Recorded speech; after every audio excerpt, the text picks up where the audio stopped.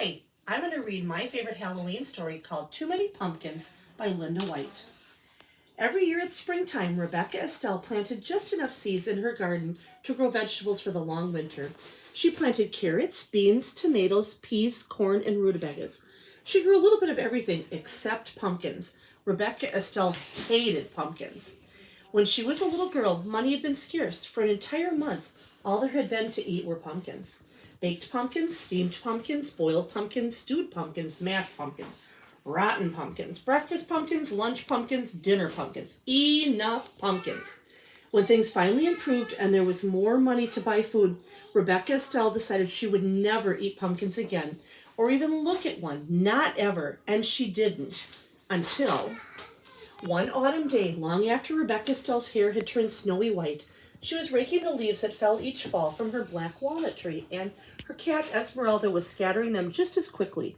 All of a sudden, the pumpkin truck passed by. Oh, she heard it coming, and she knew what it was. It rumbled by at harvest time every year. She turned her back and concentrated on picking up the last fallen leaf. She managed to ignore the truck until, splat! An enormous pumpkin tumbled off the truck and smashed into slimy orange smithereens all over the edge of her yard. "Come back here and get this pumpkin," she yelled, but the driver sped away. "Well, I won't touch it," Rebecca Estelle insisted, getting her shovel from the barn. "And I won't look at it," she added as she shoveled dirt on top of the pumpkin pieces. "I won't think about that pumpkin ever again," she declared. And she didn't. Until spring, when Rebecca Estelle was admiring the new sprouts in her garden. She noticed Esmeralda playing in some big green leaves growing at the edge of the yard. "How curious," she said, going over to inspect them. "I didn't plant anything over there." Then Rebecca Estelle remembered the pumpkin truck and the slimy pumpkin smithereens. "Pumpkins!" she cried in disgust. "Come out of there, Esmeralda. I will not water those plants. I will not tend them. I will ignore them and they will die." She picked up Esmeralda and stomped inside. But a week later, when Rebecca Estelle peered out her window, she saw that the vines had grown. She trampled to the barn, got her garden tools, and went to work on the pumpkin vines. She cut and dug till not one was left growing. "There, now there will be no pumpkins." She smiled and went back inside. But the next week, when she was weeding the garden, she noticed that the pumpkin vines had grown back. Rebecca Estelle marched inside and snapped the curtain shut. "The only thing to do is ignore them. They won't grow if I don't take care of them," she muttered. So rain or shine, all spring and summer, she never looked out that front window. She used only the back door and never even glanced towards the vines. Neither did Esmeralda. Rebecca Estelle ignored the vines so well that in time she forgot why she wasn't using the front door, until one autumn day when she and Esmeralda went to rake the leaves that fell each fall from the black walnut tree in front of her house. "Pumpkins!" Rebecca Estelle shrieked. Pumpkin vines had twined under the branches, over the bird bath, through the porch rails, and onto the rocking chair. The entire yard was a sea of plump, round pumpkins. Rebecca Estelle could no longer ignore them. She plopped down on the pumpkin nearest her, putting her hands over her face. "Whatever will I do, Esmeralda?" she cried. "How will I get rid of this many pumpkins?" She thought and she thought. Her mind went back to all the pumpkins she had eaten as a young girl, when pumpkins were the only food her family had. "Well, we can't let them stay here," she told Esmeralda. "Some people might need these pumpkins, and I suppose there are crazy folks enough to like them. We'll give them away." She marched off to get her wheelbarrow. Rebecca Estelle struggled to lift the first pumpkin, then the second, and the third. She huffed and puffed as she wheeled the loaded wheelbarrow into the lane. "I'm too tired to deliver these heavy pumpkins now," Rebecca Estelle grumbled. She mopped her brow with her apron and wondered what to do next.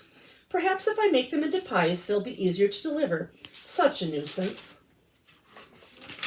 So she went to work. She scooped the slimy seeds out of the pumpkins and cut away the shells. After she boiled the pumpkin meat, she mixed it with eggs, milk, flour, sugar, cinnamon, nutmeg, and cloves to make rich pies. Then Rebecca Estelle made pumpkin tarts, pumpkin muffins, pumpkin cakes, pumpkin bread, pumpkin pudding, pumpkin cookies, until pumpkin dishes spilled out of every cupboard, drawer, and cubbyhole, and the seeds were a mountain in the corner. "Well, that's the first batch," Rebecca Estelle said, dusting her floury hands. "Now to deliver them." She put the wheelbarrow outside the kitchen door, then loaded it with pumpkin treats. When it was full, just the thought of delivering all those pumpkin dishes made Rebecca still tired. If only people would come get them, she said. Then she had an idea. Rebecca Stell whirled around and hurried back into the house for a kitchen knife. This should get people to come, Rebecca Estelle cried.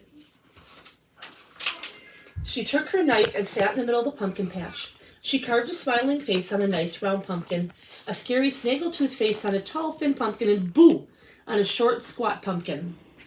She was so busy carving pumpkins, she hardly noticed how dark it was getting.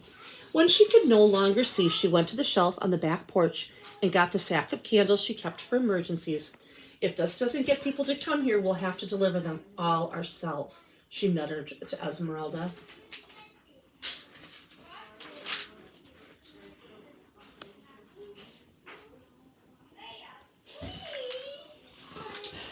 Rebecca still peered into the darkness for a long time. She didn't see anything. Still, she waited until finally she saw a light, faint at first, then brightest, then lights bobbling through the night. Here they come, she shouted. Esmeralda, let's heat some apple cider. Young and old, everyone in town came.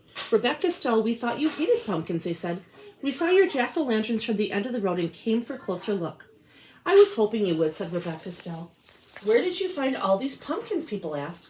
I came by them quite by accident, Rebecca Stell said, smiling. Would you like some pumpkin pie? There's plenty, she winked at Esmeralda.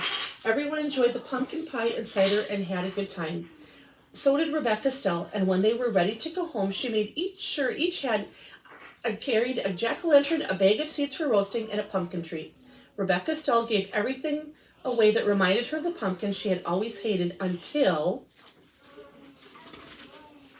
all that remained was a handful of seeds. Those she tucked snugly into her pocket, where they would be safe until planting next spring.